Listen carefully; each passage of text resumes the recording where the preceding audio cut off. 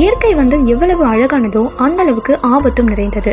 எந்த அளவுக்கு ஆபத்து நிறைந்ததோ அந்த அளவுக்கு ஆச்சரியங்களையும் அதிசயங்களையும் மர்மங்களையும் தன்னுள் அடக்கியதா இருக்கு. எந்த ஒரு விஷயத்தை வந்து நம்ம மர்மம்னு சொல்லுவோம் அப்படின்னா, அறிவியலால விளக்கம் கொடுக்க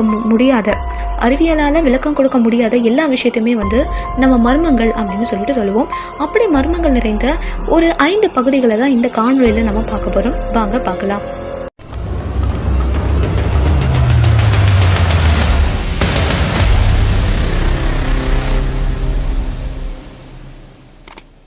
ஈஸ்டர் தீவு. உலகத்தில் கண்டுபிடிக்க முடியாத மர்மங்களில் இந்த ஈஸ்டர் தீவும் ஒன்று. பசிபிக் பெருங்கடலில் சிலின்னு சொல்லக்கூடிய நாடு ஒன்று இருக்குது இல்லையா? சிலி நாடு நம்ம எல்லாருமே கேள்விப்பட்டிருப்போம். அந்த சிலி நாட்டிற்கு மேற்கே வெஸ்ட் சைடில் 2200 மைல் தொலைவில் அமைந்துள்ள ஒரு ஒதுக்குப்புறமான தீவு தான் இந்த ஈஸ்டர் தீவு. 1722ஆம் ஆண்டு ஈஸ்டர் நாளன்று இந்த தீவானது ஒரு மனிதரால் கண்டுபிடிக்கப்பட்டிருக்கு. அதனால தான் இந்த தீவுக்கு ஈஸ்டர் தீவுன்னு பேர் வச்சிருக்கிறாங்க. இந்த தீவில் வந்து இருக்கக்கூடிய மர்மம் என்ன அப்படின்னா, 887 மனித முகம் போல தோற்றமளிக்கக்கூடிய மோவாய்கள் அப்படின்னு சொல்லக்கூடிய கற்சிலைகள் காணப்படுது. இந்த மோவாய்கள்னு சொல்லக்கூடிய இந்த கற்சிலைகளை யார் செஞ்சாங்க அப்படின்னா, ராப்பா நூயி அப்படின்னு சொல்லக்கூடிய அங்கே வாழ்ந்த ஒரு பழங்குடியின மக்கள் தான் வந்து இந்த கற்சிலைகளை அமைத்திருக்கிறாங்க அப்படின்னு சொல்கிறாங்க. இந்த பிரம்மாண்டமான நூற்றுக்கணக்கான கற்சிலைகள் வந்து இந்த தீவு முழுக்க காணப்படுது. இதோட உயரம் வந்து பார்த்திங்க அப்படின்னா சராசரியாக 10 மீட்டரும், இதோட எடை வந்து பார்த்திங்கன்னா 80 டன் வரைக்கும் இருக்குது. அதுவும் ஓரிடத்துல நிலைத்து நிற்காம 10 மைல் தூரம் வரை தீவு முழுமையும் நகர்த்தப்பட்டு இந்த தீவு முழுக்க இந்த மனித முகம் கொண்ட தோற்றமுடைய அந்த கற்சிலைகள் வந்து காணப்படுது. இவற்றை குறித்த ஆய்வுகள் வந்து பார்த்திங்க அப்படின்னா தொல்லியல் ஆய்வாளர்களுக்கே வந்து சவால் விடக்கூடிய விதத்தில் இருக்குது. அதனால தான் உலகின் மர்மமான இடங்களில் இந்த ஈஸ்டர் தீவும் ஒன்றாக பார்க்கப்படுது. டால்ஸ் ஐலாண்டுன்னு சொல்லக்கூடிய பொம்மை தீவு. இது எங்கே இருக்குது அப்படின்னு பார்த்தீங்கன்னா, அமெரிக்காவின் மெக்சிகோ மாகாணத்தில் இந்த தீவானது காணப்படுது.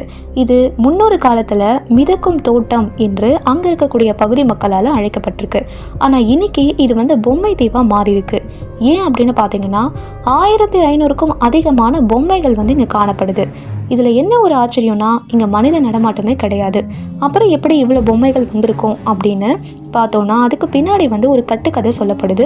ஆனால் ஆதாரபூர்வமாக எதுவும் வந்து நிரூபிக்கலை. இந்த தீவை சுற்றிலும் ஏரி தண்ணீர் வந்து காணப்படுது. அதாவது ஏரி தண்ணீர் சூழ்ந்த ஒரு இடமா தான் இது காணப்படுது. இந்த பகுதியிலிருந்து மறுகரைக்கு நம்ம போகணும் அப்படின்னா அந்த ஏரியில் சுமார் 1.5 மணி நேரம் பயணம் செஞ்சால் தான் நம்மளால் அங்கே போக முடியும். உலகின் பயங்கரமான இடங்களில் இதுவும் ஒன்றாக பார்க்கப்படுது. ஏன்னா இங்கே இருக்கக்கூடிய பொம்மைகள்லாம் வந்து பார்த்தீங்க அப்படின்னாலே பார்க்கறதுக்கே ரொம்பவே வந்து திகிலூட்டக்கூடிய வகையில் அமைந்திருக்கு. ஏன் அப்படின்னா, இந்த பொம்மைகள் வந்து எதுவுமே நார்மலாக இல்லை. ஒரு கடையில் பார்க்கக்கூடிய அளவில் அழகான பொம்மைகளாக இல்லை. நம்ம ராட்சசன் படத்தில் கிறிஸ்டோபர் வச்சுருப்பார்ல ஒரு பொம்மை, கண்ணு பிடுங்கப்பட்டு ஸ்க்ராட்ச்லாம் போட்டு, அந்த மாதிரி இந்த தீவு முழுக்கவே ஆயிரக்கணக்கான பொம்மைகள் வந்து காணப்படுது. அதனால அங்கே வாழக்கூடிய மக்கள் வந்து இந்த தீவில் வந்து பேய் இருக்கிறதா வந்து நம்புகிறாங்க. 19ஆம் நூற்றாண்டு வாக்கில் அங்கே பார்த்தீங்க அப்படின்னா அந்த ஏரியோட மறுக்கரையில் ஒரு கிராமம் இருந்ததாகவும், அந்த கிராமத்தில் இருக்கக்கூடிய ஒரு சிறுமி இந்த ஏரியில் மூழ்கி உயிரிழந்ததாகவும், அந்த சிறுமியோட ஆவி தான் இந்த பொம்மை தீவில் இருக்குது, அதனால தான் இந்த தீவு முழுக்க பொம்மையாக இருக்குது அப்படின்னு சொல்லிட்டு ஒரு கட்டுக்கதை இன்றளவும் அந்த இடத்துல பேசப்பட்டு தான் வருது. அதை மக்களும் நம்ப தான் செய்கிறாங்க. ஸ்டோன் ஹெஞ்சுன்னு சொல்லக்கூடிய கல்வெட்டம். இது வந்து எங்கே காணப்படுது அப்படின்னு பார்த்தீங்கன்னா, இங்கிலாந்து நாட்டில் காணப்படுது. கிமு 2500க்கும் கிமு 2000க்கும் இடைப்பட்ட காலத்தில் இது உருவாக்கப்பட்டிருக்கலாம். குறைந்தது 5000 ஆண்டுகள் வந்து இது வந்து பழமை வாய்ந்ததாக இருக்கலாம் போன்ற தோராயமான கருத்துக்கள் தான் இருக்கே தவிர ஆதாரபூர்வமாக வந்து இதை நிரூபிக்க முடியலை. இந்த வகையான கட்டுமானத்தை யார் கட்டுனாங்க, இதை எதுக்காக கட்டுனாங்க, இதை என்னவா பயன்படுத்தினாங்க, அது மட்டும் இல்லாமல் இவ்வளோ எடை கொண்ட இந்த கற்களை வந்து எங்கேருந்து கொண்டு வந்தாங்க, எப்படி கொண்டு வந்தாங்க, இந்த மாதிரியான பல கேள்விகள் இன்னை வரைக்குமே வந்து கேள்வியாக மட்டும்தான் இருக்குது. இந்த கற்களை வந்து 130 கிலோமீட்டர் தொலைவில், அதாவது அந்த இடம் இருக்கக்கூடிய 130 கிலோமீட்டரில் தொலைவில் இருக்கக்கூடிய ஒரு மலையிலிருந்து கொண்டு வந்திருக்காங்க அப்படின்னு சொல்லிட்டு ஆய்வாளர்கள் சொல்கிறாங்க. இந்த கற்கள் வந்து ஏன் மர்மமாக பார்க்கப்படுது அப்படின்னா, உலகில் உள்ள எந்த ஒரு உயிரினத்தாலும் இதுவரை கண்டுபிடிக்கப்பட்ட எந்த ஒரு தொழில்நுட்பத்தாலும் இந்த பாறைகளை கையாளவே முடியாதான். இதனால தான் இந்த பாறைகள் புதிர்கள் நிறைந்ததாக இருக்குது. நாஸ்கா லைன்ஸ்னு சொல்லக்கூடிய நாஸ்கா கோடுகள் எங்கே காணப்படுது அப்படின்னா பெரு நாட்டில் காணப்படுது. கிட்டத்தட்ட 1000 சதுர கிலோமீட்டருக்கும் மேலே 30 மைல் தொலைவு வரைக்கும் இந்த நாஸ்கா கோடுகள் வந்து வரையப்பட்டிருக்கு. இது பார்க்க கோடுகள் மாதிரியும் அல்லது இயற்கையாகவே தோன்றிய பள்ளங்கள் மாதிரியும் தான் காட்சியளிக்கும். ஆனால் இதோட முழு உருவத்தையும் இந்த முழு வரைபடத்தையும் நம்ம தெரிஞ்சுக்கணும் அப்படின்னா உயரமான மலைகளிலோ அல்லது கழுகு பார்வையிலேயோ பார்த்தா மட்டும்தான் முடியும்.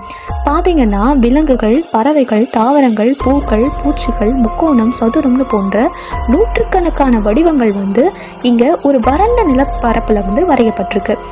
ஏன் இதை வரைஞ்சாங்க, எதுக்காக இதை வரைஞ்சாங்க அப்படின்னு சொல்லிட்டு இது வரைக்குமே வந்து தெளிவான தகவல் எதுவுமே கிடையாது. இது வரலாற்று ஆய்வாளர்களையே வந்து குழப்பத்தில் ஆழ்த்தக்கூடிய ஒரு செய்தியாக தான் இருக்குது. 2000 ஆண்டுகளுக்கும் முந்தையவை இது அப்படின்னு சொல்லிட்டு இதோட தொன்மையை சொல்கிறாங்க. ஆனால் இதுக்கான நோக்கம் என்ன என்பது தான் யாராலையுமே வந்து தெளிவாக சொல்ல முடியல. 200 மீட்டர் அளவு கொண்ட படம் கூட இந்த வரைபடத்தில், அதாவது இந்த கோடில் வந்து காணப்படுது. விண்வெளி உடையில மனிதனை போல தலையை கொண்ட ஒரு உருவம் கூட இந்த வரைபடத்தில் இருக்குது அப்படின்னு சொல்லிட்டு சொல்கிறாங்க. இது ரொம்பவே ஆச்சரியமாக இருக்குது. ஒருவேளை இதை ஏலியன்கள் வரைஞ்சிருக்கலாம், அதாவது வேற்றுக்கிரக வாசிகள் வந்து வரைஞ்சிருக்கலாம் அப்படின்னு சொல்லிட்டு கூட ஒரு கட்டுக்கதை இருக்குது. ஆனால் எதுவுமே ஆதாரபூர்வமாக நிரூபிக்கப்படலை. அதனால தான் இந்த இடமானது உலகின் மர்மம் நிறைந்த பகுதிகளில் ஒன்றாக திகழ்து. பெர்முடா முக்கோணம் மர்மத்துக்கு கொஞ்சம் கூட பஞ்சமில்லாத ஒரு இடம்னு சொல்லலாம். அமெரிக்காவின் புளோரிடா, பெர்முடா, புரூட்டோரிக்கோ ஆகிய பகுதிகளுக்கு உட்பட்ட இடத்துல இருக்கக்கூடிய அட்லாண்டிக் பெருங்கடலின் பகுதியை தான் பெர்முடா முக்கோணம்னு சொல்லுவாங்க. இந்த பெர்முடா முக்கோணத்தோட பகுதியை பார்த்தீங்க அப்படின்னா 13 லட்சம் சதுர பரப்புல இருந்து 39 லட்சம் சதுர பரப்பு கொண்ட ஒரு மிகப்பெரிய பகுதி. இது வந்து ரொம்பவே மர்மம் நிறைந்த ஒரு பகுதியாக காணப்படுது. ஏன் அப்படின்னா பல கப்பல்கள், பல விமானங்கள், ஏன் பல மனிதர்களே கூட இந்த பர்டிகுலர் பகுதியை கடந்து வரும்போது காணாமல் போயிருக்காங்களாம். 1889ஆம் ஆண்டு ஒரு சிறைப்பிடிக்கப்பட்ட கப்பலானது இந்த வழியாக கொண்டு வரும்போது காணாமல் போயிருக்கு. 1918 மார்ச் 4 அப்போ 309 ஆட்களுடன் சென்ற ஒரு கப்பல் வந்து காணாமல் போயிருக்கு. 1921 ட்ரீன்னு சொல்லக்கூடிய ஒரு பாய்மர கப்பல் வந்து இந்த பர்டிகுலர் பகுதியில் காணாமல் போயிருக்கு. 1945 டிசம்பர் 5 அப்போது ஃப்ளைட் 19ன்னு சொல்லக்கூடிய ஒரு பயிற்சி விமானம் 13 பேர் கூட கிளம்பியிருக்கு. கிளம்பும் போது நல்லா கிளம்புன அந்த விமானம் வந்து திரும்ப வரவே இல்லை. அது இந்த பர்டிகுலர் பகுதியில் வரும்போது காணாமல் போயிருக்கு.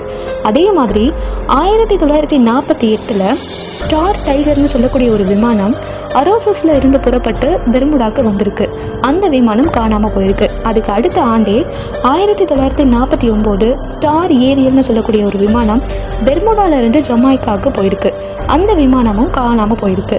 இப்படி பல மர்மமான விஷயங்கள் வந்து இந்த பகுதியை சுற்றி நடந்திருக்கு. ஏன் வந்து இதை மர்மம்னு சொல்கிறாங்க அப்படின்னா இவ்வளவு விமானம், கப்பல், மனிதர்கள் காணாமல் போயிருக்காங்க. ஆனால் இதுக்கான தேடுதல் பணியை தொடங்கிய பிறகும் கூட இப்போ வரைக்குமே அந்த கப்பல்களும் சரி, அந்த விமானங்களும் சரி, அதில் இருந்த மனிதர்களும் சரி, எங்கே போனாங்க, என்ன ஆனாங்க, அதுக்கான எந்த ஒரு சின்ன ஆதாரம் கூட கிடைக்கவே இல்லை. அதுவும் இந்த பர்டிகுலர் பகுதியை சுற்றி தான் அவங்க எல்லாமே காணாமல் போயிருக்காங்க. அதே மாதிரி காந்தம் கூட, திசை காட்டக்கூடிய அந்த காம்பஸ் கூட இந்த பகுதியில் வேலை செய்யாமல் போயிருக்கு அப்படின்னு சொல்லிட்டு சொல்கிறவங்களும் இருக்காங்க. அதனால தான் இது உலகத்தில் மிகப்பெரிய மர்மம் நிறைந்த ஒரு பகுதியாக கருதப்படுது.